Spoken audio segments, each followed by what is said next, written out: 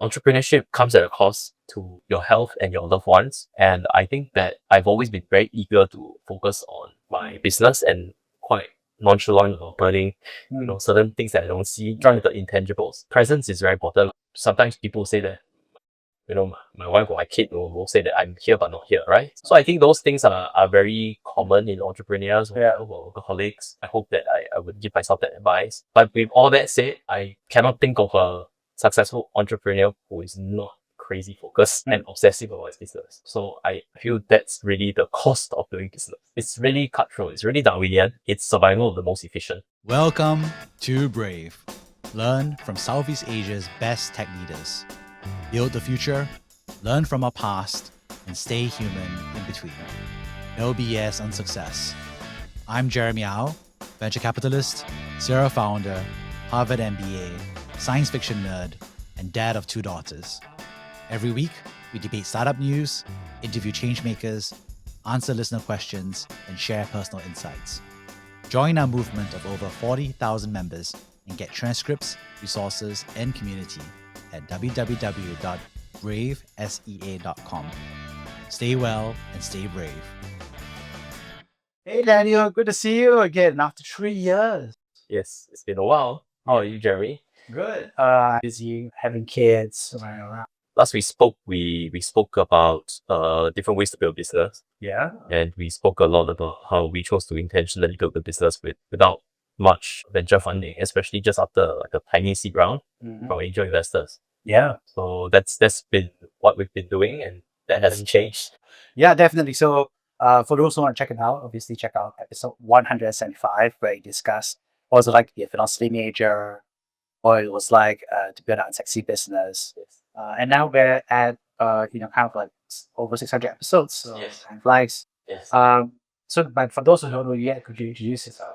Yes. So hi everyone, I'm Daniel. I'm the founder of Nimbus, and what we did is we started out building a software business, but quickly realized that it's better to build a service business for frontline workers to service offices as well as homes. So we run this platform called Nimbus Homes for consumers, where we provide part-time help for people who need not a full-time helper, but a part-time helper coming to their house on demand. And we quickly expanded into other categories like cleaning, aircon, handyman services, and more. And we also serve high-end offices, where primarily like tech companies or co-working spaces or service offices that require integrated facility, which is really a simple word for saying we provide you all the hard and soft facility services that you require to power your office behind the scenes. So your technicians, your janitorial staffing, your pantry lady, etc. So we've become like the back end for a lot of our customers' operation and real estate.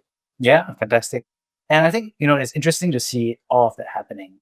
I'm kind of curious, what would you say has changed, over the past 3 years? What would you think stands out when you say things have changed? Yeah, so some things haven't changed. Our philosophy to kind of run a business model that is very cash flow generative has not changed. So we provide a service, we charge more than we pay our staff for it, and it's a labor arbitrage model that has not changed. But what has changed is the size and scale of the business. We have close to about 400 frontline teams now, versus like 3 years ago, and I'm sure the number is slightly different. And we definitely have gone bigger into the consumer segment, and we've also kind of gone broader in terms of the service offerings that we can facilitate to our customers. So I think recently we gone quite deep into aircon servicing as well. So those are like new category verticals. And we also kind of spun out a new business, but there's so many things to share about that there. But yeah, generally fundamental principles have not changed, but the company size and scale and the way we operate the business does at a higher level, and we're trying to crack a level even higher than that, because this industry is just quite massive. So I think there's so much to unpack here because, I think the tides have shifted. I think 3 years ago when we were hanging out, because very much everybody has to get raised VC money. Yes. Actually, we're debating that, I would say, 4 Yes. years ago, I would say, Yeah. about that, and whether VC was a good fit. Yes. And I think we both came to agreement that VC was not a fit. Yes. At that time, I was on VC and Yes. you were Yeah. building. I was kind of curious, like, Yeah. how do you feel about that decision back then? Yeah, it's interesting. I think the first startup I ever helped build was venture backed. So I kind of understood that game.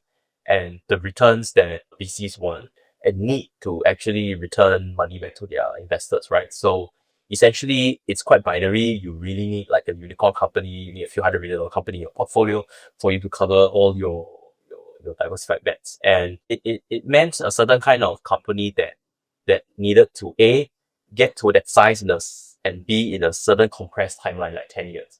And we felt that from the perspective of a service business in terms of like cleaning frontline workers, we felt that there was a huge opportunity to be a lot more efficient, but we were unsure about whether that timeline to get to $100 million revenue company would be reasonable in a 5 to 10 year time horizon. And don't get me wrong, there are massive companies here in Singapore alone doing janitorial services that's above $100 million, but we just felt like the time compression was not necessarily a good fit. But the second thing is that we actually felt that building ostensibly a service business, but then at the back end we built some sort of technology to make margins more efficient and to help run distributed teams with less supervision and all that, could actually be cash flow generative enough for you to not require like an explosion of equity shareholders, which also makes for a longer time horizon from a founder perspective. So that's why we didn't take venture funding. And I think we took a small seed round from Angel Central, which is a kind of like a syndicate SPV, and pretty much we've been self-sustaining since then. One caveat here is during COVID, and I think we may have covered it or not, but during COVID, when offices were shut down, we were also kind of hit there, and then we innovated towards the home segment. But that was the period of time where the government was giving out very cheap bank loans. So that was the first time we actually took debt as a means of kind of growing the business. And I think that time the interest rates of 2 to 2.5%. So that's kind of how we finance the business. So I would say most businesses are in the sense that, when interest rates are low, you take debt. When interest rates are high, you give out some equity. And I think that was really at the beginning of our seed stage, and we've never kind of needed to felt like we need to finance the business because our business sustainable. I think the challenge for us is growth, right? As we crack towards like 8-figure revenue, how do we get to like 9-figure revenue? So like what I learned along the way is that each revenue milestone, it's like a new boss. So you first million ARR, it's like you've tackled this boss, level 1 boss, level 2 boss, or whatever. And then 5 million is very different from 1 million business, and then 10 million is very different. And then how do you get from 10 to 20? So those are the stuff that I think we as a company still have to figure out along the way. And then how do you feel about the decision since then when you decided not to go venture capital? Yeah, I think it's a good decision. I think since then, we've seen a lot of startups kind of implode or having more difficult runway. And I don't know about the venture landscape, but from my peers on the ground, they tell me that, funding is also getting very difficult. Certain funds, they can't raise new rounds. So the gunpowder is also drying up, which makes for a very difficult venture climate. And I think a lot of startups that their business model for their strategy depends on equity financing, severely disrupted. So from the perspective, I'm very thankful that we didn't need to rely on anybody but our customers for financing. So I think that's kind of a relief from that perspective. And maybe it's a bit Darwinian. It's like we want to survive first, right? Like the first rule of business is not to lose money. But of course, the corollary of this is that we also miss out the opportunity to make lots and lots of money if we perhaps taken venture funding. And that is the other type 2 error, right? That we have forgotten. But generally, I still feel like survival is kind of important. And as an entrepreneur, from my perspective, you only have one business to build. So you don't want to be game over. I think generally, given what has transpired, perhaps that decision was justified because we're still, alive. And in fact, some of our clients were tech companies did not survive.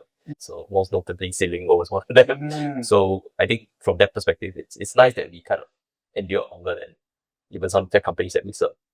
So let's talk about them because, what's interesting is that you and I had done both, right? You and I had done both bootstrap businesses, well, you're doing now, as well as, VC back. And obviously the past 4 years has been, like I said, a very Darwinian shrinkage. Yes. Because VCs and then fighting each other.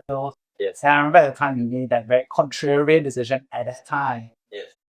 That, it wasn't the right fit. And I think also there is a valuation problem now when you see companies that take up venture funding and each round is an up round, and eventually, can they live up to their valuation? Who is the next buyer? So you start facing problems like that where your valuation is pushed too high and you need to ultimately IPO or get a buyer that's accepting that valuation, and the IPO market's getting softer because uncertainties, there was a tech bubble that happened, mini tech crash that happened, and always this fear of bubble. So it cascades down. And from that perspective, I also observed that it's harder for tech founders to exit, even though, let's say, on paper, they are worth more.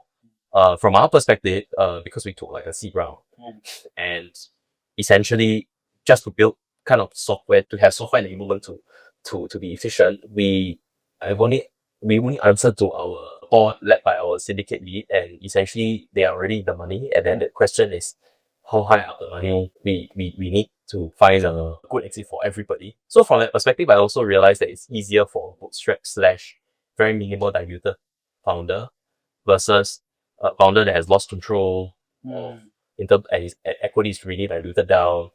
I think that creates a risk as well. Yeah. Even though on paper it might be better, but even then they also own lesser of the pie. And as a founder that bootstrap, you own more of a bit smaller pie. I think that it looks like the same. Yeah, exactly. I think especially this environment and macro environment. I think what's interesting is that, during this time frame, you also talked about how you're building like a services business and then you're using technology to power it. Has your thinking evolved about the concept was tech-enabled, tech-powered? Yeah, so I didn't really care about labels. I just cared if fundamentally, I think a business is ultimately judged by the money they make and the returns they have on equity, right? So in the long run, that's kind of like my benchmark. And so when we felt the need to run like large teams of janitors or distributor staff, because you book an app, the worker has to know where's the job, it's just them in the app, and incentives running the whole system, we felt that we needed software to do that.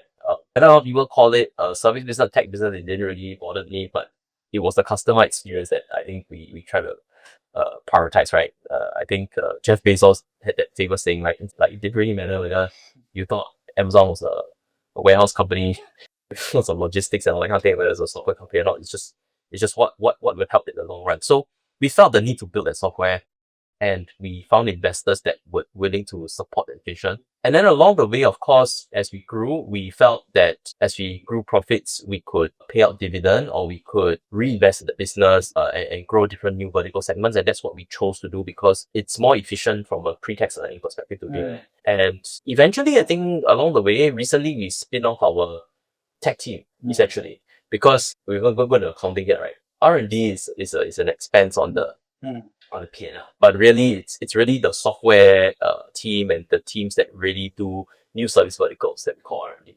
Actually, people see this as a hit on your losses, right? But actually, I find a very efficient way to grow your business because it's very efficient. You can use your pre-tax earnings to compound versus like you go and pay on dividend and then you get taxed at that level, right? So and it's legal. And so what we realized after a while is that when investors started to be more jittery, when the market is demanding that startups are profitable, it was very easy for us to say, let's take this R&D team.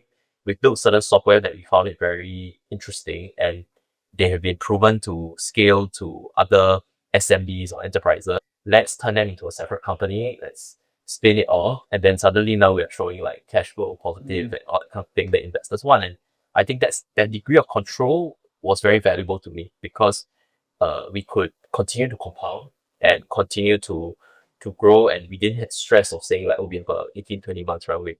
So the software that we eventually split up was not our fundamental back-end system, but it was more of during our experience running a consumer business, we noticed that WhatsApp was heavily used to kind of inquire and book a service, and then we basically introduced AI into it. And the aha moment was when over the weekends and stuff like that, AI was selling paying services and cleaning services for us. And it was an aha moment. And so we realized that there is a huge thing to help other SMBs engage in all kinds of services and products to use AI to really run their WhatsApp efficiently. And you don't have to pay for a customer service to manage 24/7. And that's kind of how we decided to spin it off. It's called ChatAvocado. And basically our tech lead now became a CEO. And then we took that customer service team and turned them into founders. Right.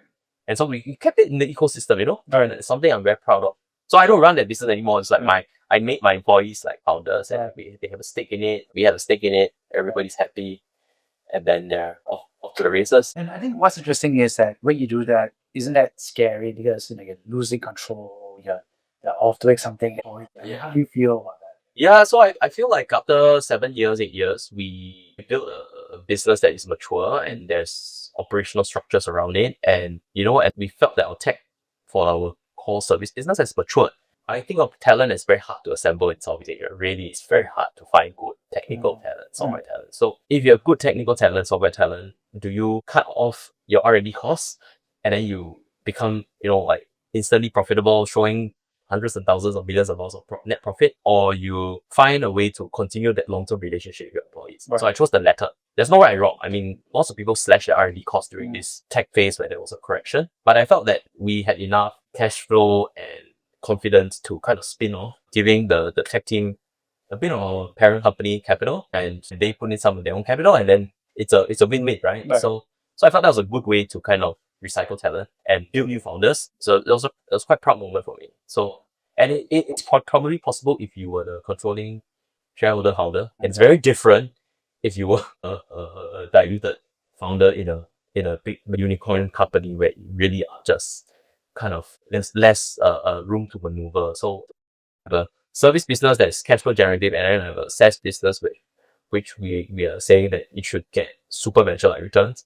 And we have not had a VC that really is pressuring us on a corporate all the timeline. Hey folks, I'm happy to welcome this month's sponsor, Surfshark. In Southeast Asia, we have to travel across multiple countries like Singapore, China, Indonesia, Vietnam, wherever it is. Our data is at risk because we have to use the Wi-Fi networks of the airports, hotels, and coffee shops that we're at. So using a VPN lets us be able to keep our data private and confidential by creating a private tunnel for our data. Surfshark also allows us to be able to stay in touch with our colleagues and co-workers back home. Different countries may block our websites or social media sites or tools that's needed for us to stay productive. So using a VPN is needed in order to be able to communicate and stay in touch with our workplace. One benefit I like as well is that one account lets us access unlimited devices from tablets to phones to laptops, which makes it much less of a hassle. Lastly, I also like their alert function, which tells us when our credentials like usernames and passwords are on the dark web. That lets us know that we have to change our password to avoid a data breach. If you're interested in this, you'll be pleased to know that they offer a 30-day money-back, risk-free guarantee. And so that helps with people who are on the fence. So now you get confidentiality, productivity, and peace of mind with Surfshark. If you're interested in checking it out, go to www.surfshark.com/bravesea or use the code BRAVESEA at checkout. That gets you 4 extra months of subscription at checkout. If you're interested, you can click on the link that's also in the show notes below. Thank you. I think what's interesting is that there is that dynamic where you're separating and differentiating those two growth rates and profiles. So how do you split your time nowadays? Yeah, so my focus is still on my core business. So I'm a type 1 survivor guy. So I'm still naturally more gravitating towards cash flow business. Yeah. And then my tech lead is now a founder and CEO. So he has to kind of after the capital and the initial support structure, and we still support them administratively, but he has to give all the strategy and operations and sales. So in this sense, my focus is still on my business, and that's a good compromise because I'm not a believer in splitting myself 2 or 3 times. I don't think I'm a serial entrepreneur that can run like 5 concurrent business. Yeah. I think one is hard enough, to be super honest with you. I don't know how people do 2 or 3 businesses at the same time. I've never found success in that.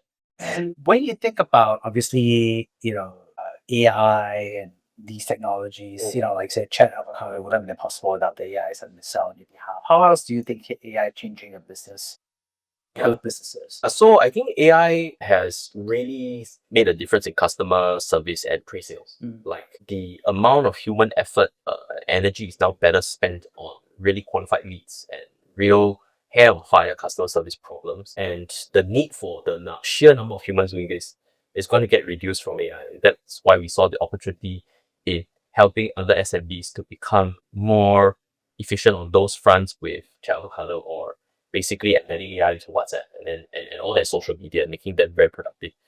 I think AI as well for service sector is also going to be very interesting because we're experimenting how to embed AI within our backend system so that in the past, you're very dependent on the supervisor to plan routes and to feel and to assess who is the best fit to replace a shift or to go there. And I think there is huge opportunities for AI to scale our data to really make that natural language process a lot faster for the supervisor, and therefore also reducing a lot of supervisory costs and needs. And the AI is also going to be very useful in HR because when you are screening for frontline workers, the funnel is very large. A lot of people are inquiring for jobs, and you really need AI to help you to kind of administer questions, ask, and get all the information you need before the human actually go and make a filtering layer, because that is a lot of headspace and hours as well doing that. So I think AI will have tremendous impact on our productivity, and we are really trying to go deeper into generative AI to help out with those sorts of efficiency at our level. So that's how I feel like it can help in terms of the HQ cost and in terms of what it can help for top line for other firms as well. As you build the business, obviously, you have all these other founders. What do you think is the mood of the ground today for other founders today? I think a lot of founders feel like the exit options are limited. If they are a large firm, I mentioned the IPO market soft, their valuation is too large to be acquired. If they are like a Series B, Series C type of company, they feel like funding is drying up.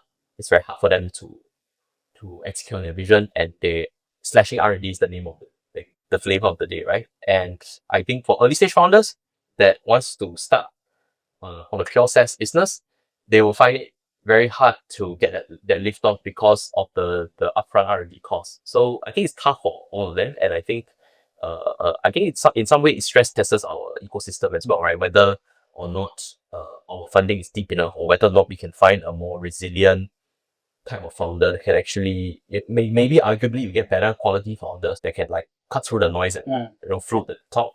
But I feel it's a bit more pessimistic than it was. I don't know if you agree that there was 3 years ago when we were talking about it. Yeah, I mean, you can make an argument that people last time were too optimistic, and now people are just, skeptical. So, but I think it's a little bit of a dimension POV. I think regardless, it goes back to what kind of error you want to make in your business, right? You want error of omission or error of, you don't survive, right? So for me, survival and Buffett talks about it, right? Rule number one, investing, never lose money. Yeah. And rule number two, don't forget rule number one. I think staying very close to customer cash flow and financing is quite important for Southeast Asian businesses. I've been to the US actually. So what changed is I spent some time understanding US companies, investing in US companies. There's so much exuberance still. Like the seed stage valuations are so high. It's sometimes some of our Series B companies, and these are companies that come out of accelerators in 3 to 6 months. And valuations just rise really fast in weeks, not months. Well, if you look at the unicorns that I can think about that comes to mind, you talk about Grab, Lazada, you talk about PetSnap, they all have like tremendous cash flow actually. They're all providing some sort of essential service or service. And behind that layer, maybe it's that some tech enablement. But it seems that it's a very like bread and butter, cash flow first, very revenue centric kind of software. Well, there's a few deep tech companies that really have no revenue. They have raised subsequent rounds, but very few the exceptions to that. There's a brilliant space tech company called Celestial that, I think is still very like pre-monetization, space tech. But it's really the norm, like not the norm, right? It's an exception. So I don't think those kind of companies are emerging out of Southeast Asia, but they will emerge in US, right? There's all these, you read in TechCrunch, all these like pre-revenue unicorn companies that are out there. The one of the CTO of OpenAI raised the round and there was no revenue. So I think in America, you can kind of find, you can find venture funds that will underwrite it. I think in Southeast Asia, let's look at your revenue and let's focus on brand. I think you should get it on. So you mentioned a lot about kind of like Warren Buffett types of errors, type 1 kind of operator, so type 2 type of errors. So these are all like psychology and philosophy kind of like concepts and parts. So how has your thinking or via philosophy or conceptual thinking changed over the past few years from your perspective? I think just reading, I think a humanities degree is useful in terms of the fact that it gives you a lot of high level perspective on this. You're just very curious about the natural world, social world. You read a lot, and reading on statistics about investments, I think helped me to become a better operator, because you kind of like learn what makes a good company good and what's not a good, not so good a company. So I think those are stuff that you digest from investments, from statistics. I think humanities or philosophy can put everything together so that you see everything in a more big picture perspective. I think philosophy really is useful for me from that ability to synthesize, to summarize, and to think of a strategy on a very big picture level, so that it's useful when you are doing day to day. You are not like the boss, right? So I think that's very important from a perspective of a CEO. But of course, I think ultimately, it doesn't help you escape from the day-to-day fire that happens in a startup. And that's where I think there are some limits towards, strategy and big picture thinking and all that kind of thing. I think operators don't really have the luxury to really sometimes go deep into like just big picture without focusing on their actual ground operations. So I like zooming out and zooming in, so it's fine, but it can be quite challenging. And I think the training of philosophy comes with the zooming out, but the zooming in is definitely like nothing prepares you quite for it except just getting your hands dirty and doing that, right? So it's just hard, there's just so many things to learn, so many things to juggle. Some things that you think you're still learning about entrepreneurship.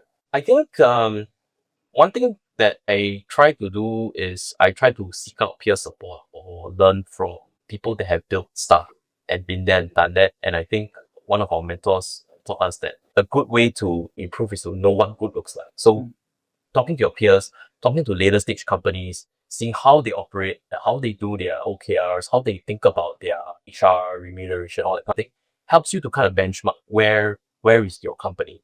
Building your own company can be quite lonely, and your organization is a manifestation of your abilities, right? So you don't know really what is good.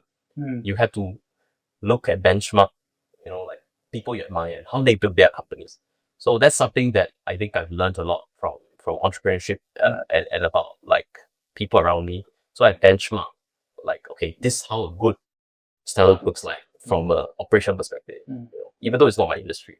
So I constantly try to seek that out now, because there's only so much that books can go.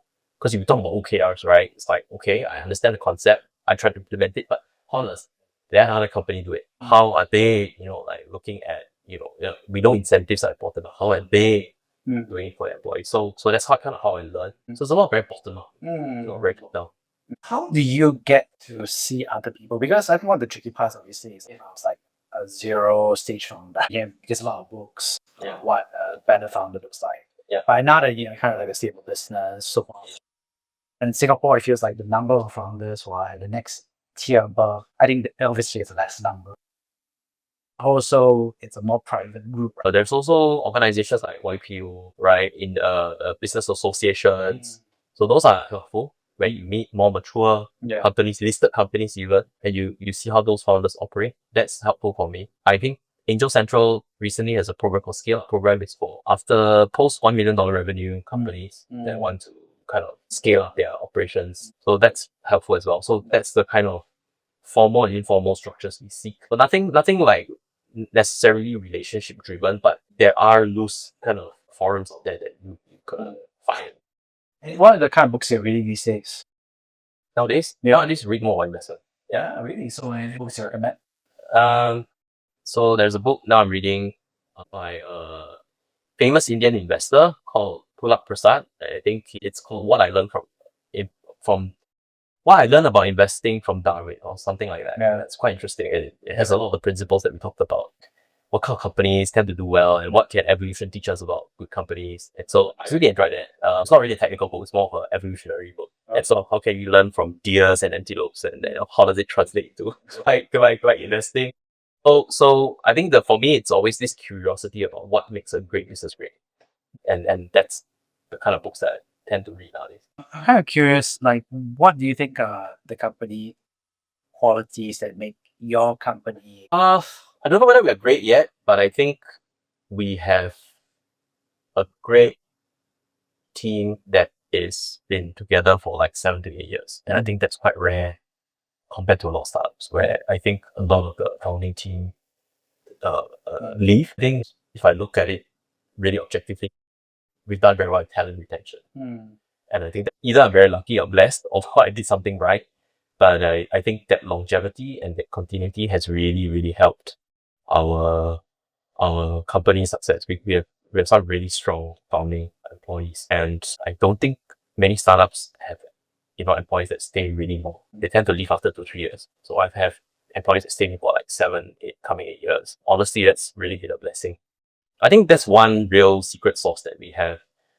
Besides you talk about IP and talk about brand, talk about our like unit economics being better than our competitors because we own the supply stack of like janitorial services. We also have like certain licenses that we have that are important for our industry. There's some barriers to entry there, but I think there's no one thing you can pin down. Everything kind of just stacks up little bit, like a little bit more high tech than the next guy, a little bit better in building a mobile app, a little bit better in digitizing your finance, a little bit better in doing your payroll. So everything just kind of compounds over time. And so I think that's kind of how we got to where we are now.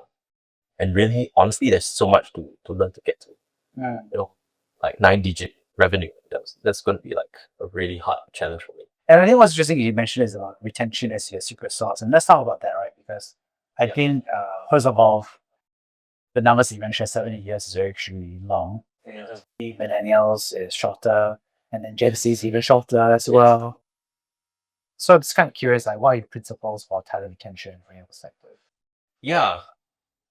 Actually, I was a founding employee of lots of startups. And so I think I learned to be a better boss by learning what not to do.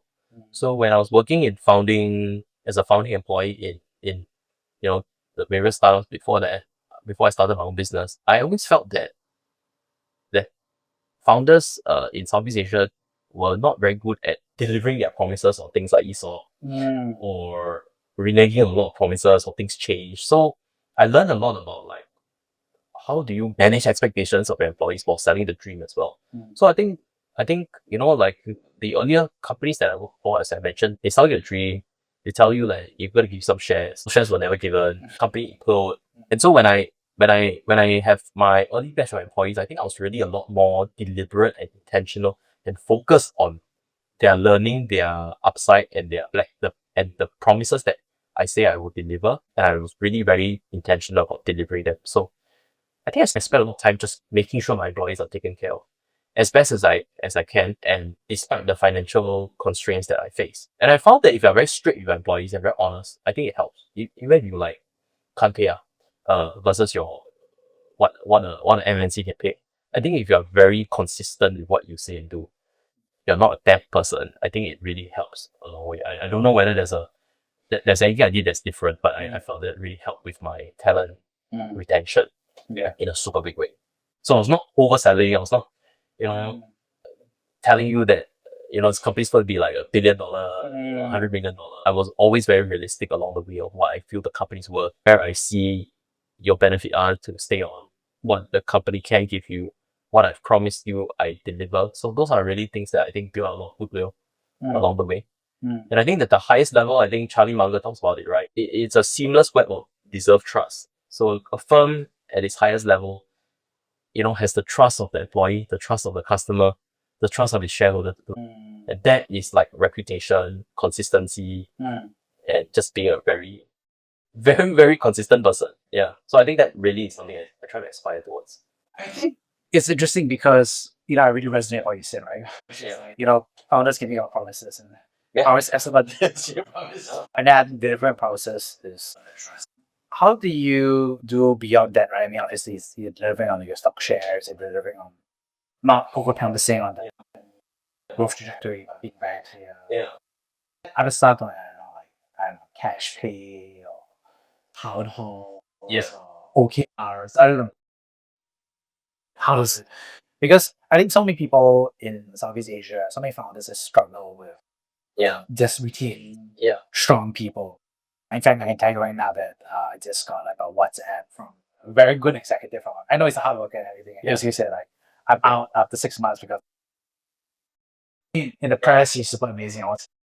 But now he's just like I may already understand, right? So I don't think most founders I know like don't know how to do that. Yeah. Run OKR or run KPI. I think more importantly is sitting down with employees, really letting them hear your inner voice. Like, here's how I think about my business, how it will be valued. It'll be a multiple of what, so here's what I think it's really worth right now. Here's what I think it will be worth, and how you can always track that against my words, right? And here's how we try to, if an opportunity happens, for example, we gave investors that needed to cash out, like the opportunity to cash out, some investors that really needed money. So those things help our investors, also help our employees. When we say something like, we'll give you additional shares because you're really important, and those things are delivered on time in a consistent manner. And I think we continually try to build up that web of deserved trust, because we're trying to say that we say what we do and we do what we say. And I think that really, honestly, these soft factors help more than whether we run town halls, we have meals together. These are all true. But I think really just trying to be very intentional about not. I think a lot of people get pissed off with a founder when the founder is like, these shares are gonna be worth like millions, and they're not. We're gonna give you a raise, and then it doesn't happen. I think it really affects the employees' state of mind, and they feel like this guy can't be trusted. So I think trust is very, very precious, very fragile. Nothing can break it, and I think a founder really needs to think very deeply about it, especially in the early stage. You're not MNC, you can't like just replace people. Like you can't just feel like your talent pool's infinite. You really have to take every precious talent as that. And then there's something to be said about the filtering process as well. Like, I think a lot of people screen for your aptitude, but they don't really screen for values, like attitude, but like the value system of the person needs to be alike. Yeah. For us, we manage like frontline teams, we care a lot about the livelihoods of the worst off. The founding team that we have, they resonate with that, and that was something that I looked for as well. Right. Yeah, so that's definitely something that helped value kind of alignment. I think one interesting debate that's always had is like, should you really focus more on like talent? Like look for young talent and see who can make it That's more old school maybe. But I'm just kind of curious. so hire fast and fire faster, or like hire slow and get it right. Yeah. And I think my conclusion with this is, and the books and all this, right, Yeah. is that it's actually very contextual. So for my industry, it's very unsexy, doesn't pay that well because, clients sometimes don't pay well for essential services. And so you can't get like Harvard MBA guy joining you. So you have to make sure that, in my case, you hire really slow and get it right, because the cost of that loss of continuity is huge. If you're hiring like 400, you're managing 400 distributor workforce, your HR keeps leaving, the world will think that your HR is not. Something's wrong with the firm. So getting it right, and then it is way better for me than hiring fast and firing faster, just because of the nature of business. And starting to wrap things up here, but if you could travel back in time to kind of like 4 years ago, between 3 years ago in the last podcast, I guess. Yeah. Any advice you would give yourself? I think that by the way, I'm writing a book for my own Nimbus journey, writing chapter by chapter. And I think one thing that I was reflecting on when I thought about what I would do differently is that I think entrepreneurship comes at a cost to your health and your loved ones. And I think that I've always been very eager to focus on my business and quite nonchalant about burning, certain things that I don't see, trying the intangibles. I think I should probably pay more attention to that 3 years ago. Right now, I also make the effort to kind of focus on my health a little more, focus on just like spending intentional time, being present with your family.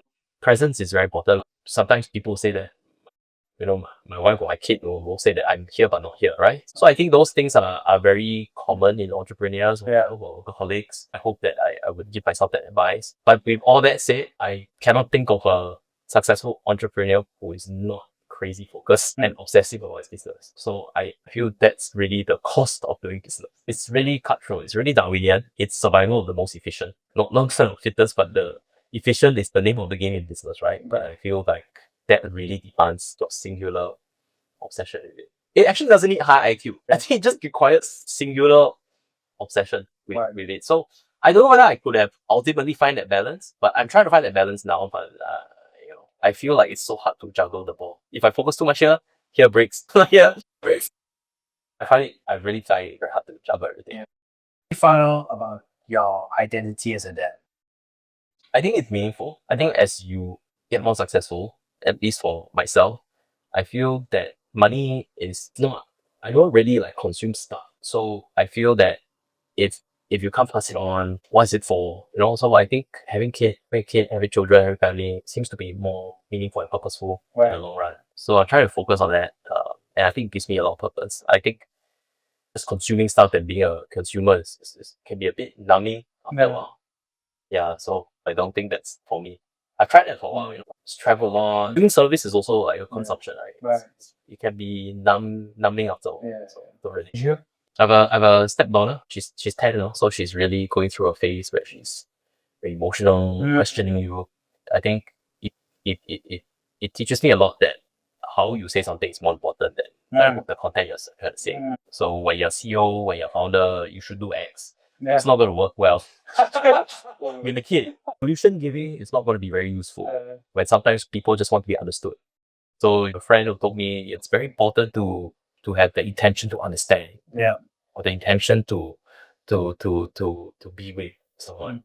As important as saying you should do X. So even though you want to say you should consider X, you need to hear the emotion out. You need to feel the emotion. You need to be with the person, and then let that settle in first before they are ready to hear how they should change. Because they're no longer like 3 or 4 years old where you say X, you do X, right? You really have to kind of now be mindful of the way you communicate. And I think that applies to your family members, your partner, and all that kind of thing. So I learned that as an individual, as a human, and I'm trying to apply it now consciously, because when you run a business and you're founder, you're just very used to saying you should do X, you should do Y. And there's no one to argue with you because, boss, only certain people would dare to argue, because in Asian culture they tend to be more agreeable. So that's an adjustment. It's a big adjustment I'm trying to get used to. I think one interesting challenge is that a lot of founders also, like you said, really struggle with that balance of being a parent. Yes. This is leader, I would say. That feels like the top two. And maybe health is the distant third. So in what ways are they synergistic, I guess, or support each other? Or in what ways are they also like trade-offs? Yeah.